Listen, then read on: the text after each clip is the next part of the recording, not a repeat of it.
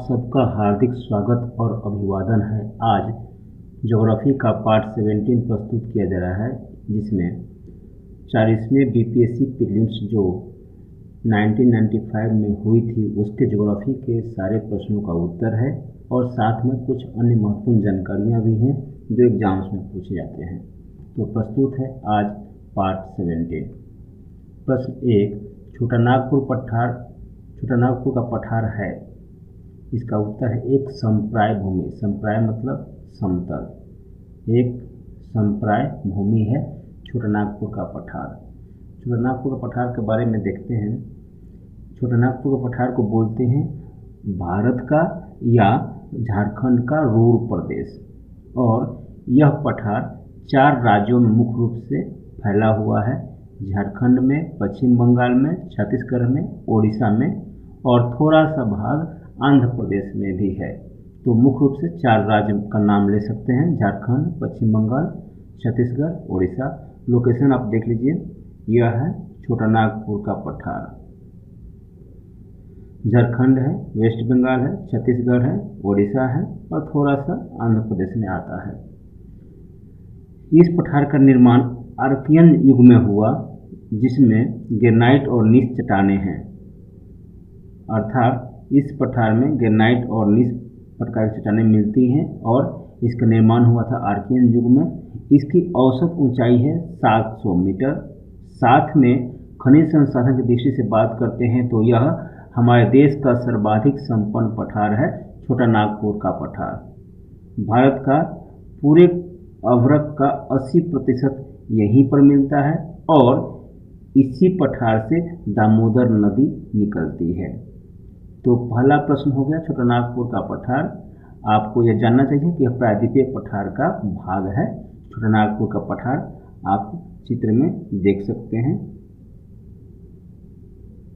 ये सब प्रायद्वीपीय पठार आते हैं, यहाँ से घेर दिया। तो प्रायद्वीपीय पठार का भाग है छोटानागपुर का पठार। दूसरा, मरमा गोवा पत्तन स्थित है गोवा में। यह पत्तन है स्थित है गोवा में और यह समुद्री पत्तन है जो जुआरी नदी के मुहाने पर स्थित है। 3 नंबर, सबसे बड़ा हिमनद निम्नलिखित में से कौन है? हिमनद कौन है सबसे बड़ा? उत्तर है इसका गंगोत्री। गंगोत्री हमारे देश का सबसे बड़ा हिमनद है और यह उत्तराखंड के उत्तरकाशी जिले में है। इसकी कुल लंबाई है 30 किलोमीटर और चौड़ाई है 2 से 4 किलोमीटर। देखिए गंगोत्री, देखिए गंगोत्री की लंबाई है 30 किलोमीटर और चौड़ाई है 2 से 4 किलोमीटर। है कहाँ पे? उत्तराखंड के उत्तरकाशी जिला में, और हमारे देश की सबसे बड़ी ग्लेशियर है, हिमनद है। यहाँ पे अगर लोकेशन देखते हैं तो यहाँ पे गंगोत्री है और यहीं से गंगा निकलती है जो अल्टीमेटली बे ऑफ बंगाल में जाती है। प्रश्न 4, भारत में सबसे महत्वपूर्ण मत्स्य उद्योग है उपतट में, अर्थात समुद्र तट के पास, समुद्र तट पर है। भारत में सबसे महत्वपूर्ण मत्स्य उद्योग जो भी है समुद्र के तटों पर ही होता है और भारत मत्स्य उत्पादन में विश्व में दूसरे स्थान पर आता है।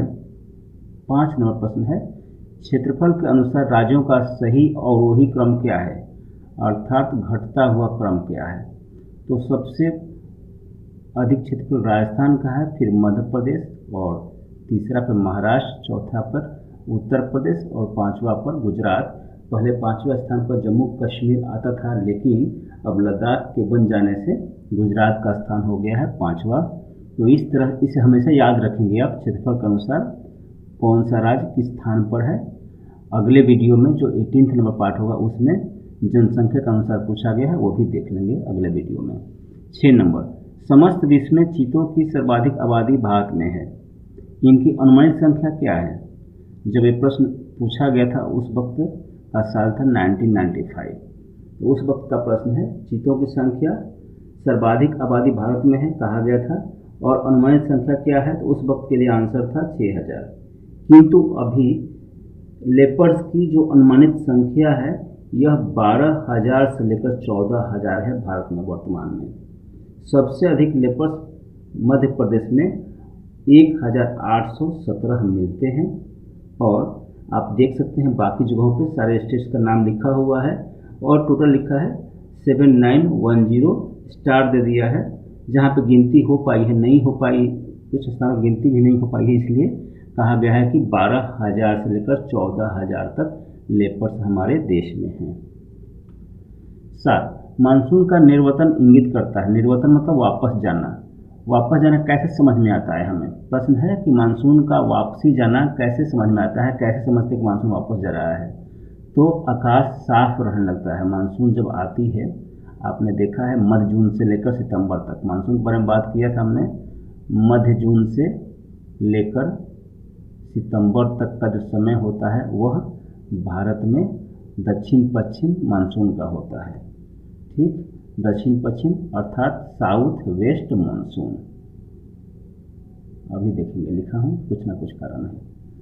लौटते, इसका उत्तर हो गया साफ आकाश होता है, ये दिखाता है कि मानसून अब खत्म हो रही है।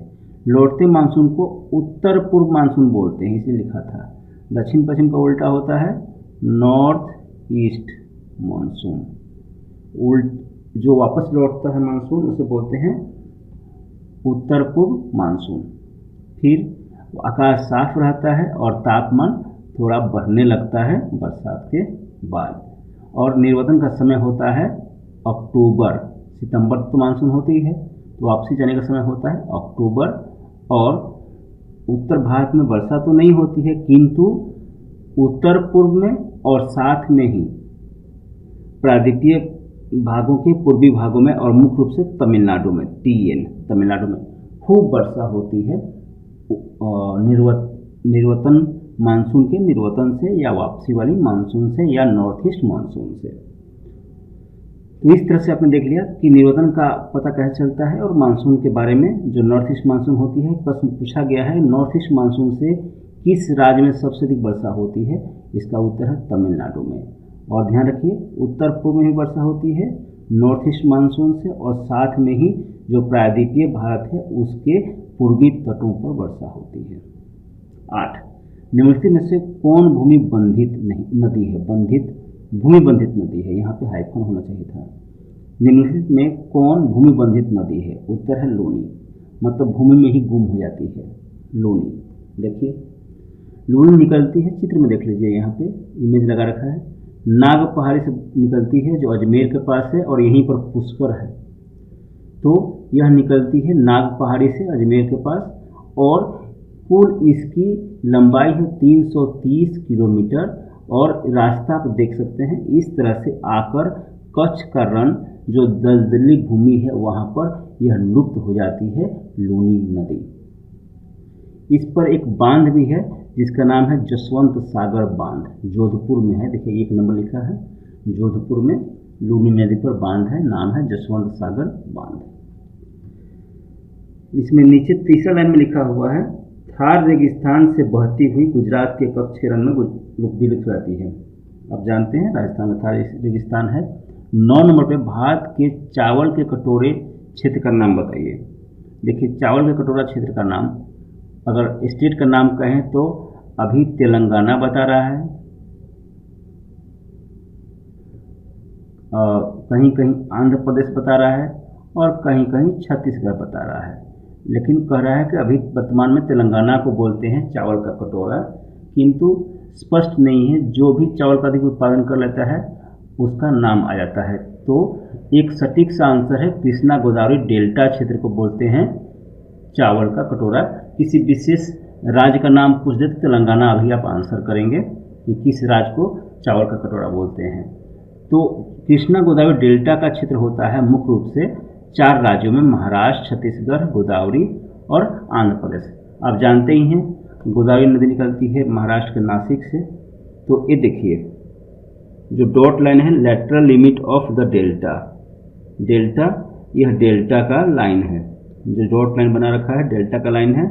और यहाँ पर है गोदावरी नदी, ये गोदावरी नदी है और इधर है कृष्णा नदी। अब जितना भाग बीच का हो गया थोड़ा आसपास भी, यह सब आएगा कृष्णा गोदावरी डेल्टा में। और यह पूरा आता है, यहाँ से भी ये हो गया गोदावरी का, ये भी हो जाएगा, कृष्णा का ये भी हो जाएगा, इधर भी कृष्णा नदी है तो डेल्टा होगा थोड़ा। मुख्य रूप से आप जो पहले घेरा था इसे मान सकते हैं कि ये डेल्टा है, और यह आता है, यहाँ पे होता है धान का उत्पादन, इसे बोलते हैं चावल का कटोरा। वियतनाम को, अगर विश्व में बात करें तो वियतनाम को बोलते हैं विश्व में चावल का कटोरा, और एक अंतर्राष्ट्रीय चावल अनुसंधान संस्थान जो बहुत चर्चा में रहता है यह वियतनाम में है, ये ध्यान रखेंगे आप। 10. तेज हवा वाली रात्रि में ओस नहीं बनती क्यों? तेज हवा वाली रात्रि में ओस नहीं बनती क्यों? क्योंकि वाष्पीकरण की दर तेज होती है उस वक्त। ओस बनने के लिए जो आदर्श दशाएं हैं नीचे लिखा है, 1 नंबर है शीतकालीन ठंडी रात होनी चाहिए, दूसरा मेघ रहित आकाश होनी चाहिए, आर्द्र वायु होनी चाहिए और शांत वायु होनी चाहिए। तो अब देखिए तेज हवा वाली रात्रि बोल रहा है तो डेफिनेटली तेज हवा है तो ओस नहीं बनना है, बिकॉज शांत वायु चाहिए होता है। समुद्र नीला प्रतीत होता है, समुद्र नीला प्रतीत होता है, कारण क्या है? उत्तर है आकाश के परावर्तन और जल के कणों द्वारा प्रकाश के प्रकीर्णन के कारण। कारण क्या हुआ? आकाश के परावर्तन और जल के किरणों द्वारा प्रकाश के प्रकीर्णन के कारण। देखिए जब समुद्र के पानी पर सूर्य का प्रकाश पड़ता है तो जो स्पेक्ट्रम है उस स्पेक्ट्रम में से बैंगनी रंग का प्रकीर्णन पानी सबसे अधिक करता है और सबसे कम करता है लाल रंग का, लेकिन प्रकीर्णन सारे रंगों का करता है। तो इस तरह से जिस रंग का प्रकीर्णन करता है वही कलर हमें दिखाई देता है, किंतु बैंगनी के साथ और भी कलर्स होते हैं, लाल भी होते हैं, तो उन सब का एक मिश्रित कलर बनता है जो होता है हल्का नीला सा, और यही रंग हमें दिखाई देता है पानी का, तो इसलिए समुद्र का पानी नीला दिखाई पड़ता है। 12 नंबर न्यूजीलैंड में पाया जाने वाला उड्डयनहीन पक्षी है जो उड़ नहीं सकता है, वह है कीवी। कीवी को न्यूजीलैंड का राष्ट्रीय पक्षी भी माना गया है। 13 मृदा अपरदन रोका जा सकता है वन रोपण द्वारा। मृदा अपरदन 2 कारणों से होता है, एक जल के कारण से और दूसरा वायु के कारण से। अब रोकना है तो वन रोपण करना पड़ेगा, तो मृदा अपरदन, इरोजन बोलते हैं इंग्लिश में, रुक जाएगा। ये सब कुछ चित्र है इरोजन का, आप देख सकते हैं। 14 पत्थर के कोयले के भंडार में कौन सा देश संसार में अग्रणी है? कौन सा देश संसार में अग्रणी है, सबसे आगे है पत्थर के कोयले या कोयले के भंडार में? उत्तर है चीन। चीन का 2 क्षेत्र शांग्शी और शेंसी कोयले के लिए प्रसिद्ध है। विश्व की बात कर लें तो चीन के बाद अमेरिका दूसरा स्थान पे और तीसरा स्थान पे हम सब आते हैं। 15 पे पारिस्थितिकी संतुलन बनाए रखने के लिए न्यूनतम वन आवरण अनिवार्य है। 33% चाहिए, संपूर्ण भूमि का 33% वन होना चाहिए देश में, किंतु अभी हमारे पास 24.56% वन और वृक्ष का आवरण है। ध्यान रखिए, वन और वृक्ष का आवरण हमारे पास है 24.56%, और यह भारत वन स्थिति रिपोर्ट 2019 जो 2019 दिसंबर महीने में जारी की गई है 16वीं नंबर की, उसमें कहा गया है। 16 आग्नेय चट्टानों के लिए निम्नलिखित में से कौन सा कथन सत्य है? आग्नेय चट्टानें क्रिस्टलीय होती हैं और अक्रिस्टलीय दोनों ही होती हैं, यह सत्य है जो ऑप्शन था इसमें से। थोड़ा सा लिखा है आग्नेय चट्टानें कैसे बनती हैं, तो ज्वालामुखी का मैग्मा ठंडा होता है उससे बनती है आग्नेय चट्टानें। इन्हें प्राथमिक चट्टानें कहते हैं, इनमें जीवाश्म नहीं मिलता है। कुछ उदाहरण है जैसे बैसाल्ट, गैब्रो, ग्रेनाइट, ये सब मुख्य आग्नेय चट्टानें हैं। 17 निम्नलिखित में से कौन एक पतन नगर नहीं है? कैनबरा। जो ऑस्ट्रेलिया का मैप है, ऑस्ट्रेलिया के मैप में कैनबरा समुद्र के किनारे स्थित नहीं है, तो डेफिनेटली इसका पतन नहीं है। किंतु टोक्यो भी ऑप्शन था, तो टोक्यो पतन सुमिदा नदी के किनारे है, और न्यूयॉर्क हडसन नदी के किनारे है, लंदन टेम्स नदी के किनारे है, किंतु कैनबरा किसी नदी या समुद्र के किनारे नहीं है, इसलिए इसका पतन नहीं है ऑप्शन, इसलिए आंसर यही हुआ। प्रश्न दूसरे शब्दों में भी हो सकता है, टोक्यो किस नदी किनारे बसा हुआ है, तो सुमिदा। न्यूयॉर्क का पहले भी देख चुके हैं, हडसन, लंदन का देख चुके हैं, टेम्स। 18 हमारी आकाशगंगा केंद्र में परिक्रमा करने में सूर्य को समय लगता है। आप जानते हैं हमारा सूर्य हमारी आकाशगंगा मिल्की वे का परिक्रमा करता है और पूरा समय लगता है 25 करोड़ वर्ष। कहीं कहीं मिलियन में लिखा होता है, इसे लिख दिया ब्रैकेट में 250 मिलियन वर्ष। इस 25 करोड़ वर्ष को बोलते हैं कोस्मोस ईयर या ब्रह्मांड वर्ष या सौर वर्ष। ध्यान रखेंगे, जितना समय लगता है सूर्य को हमारे मिल्की वे की परिक्रमा करने में, उसको बोलते हैं एक सौर वर्ष, और यह समय है 25 करोड़ वर्ष का। तो दोस्तों, वंदे मातरम, जय।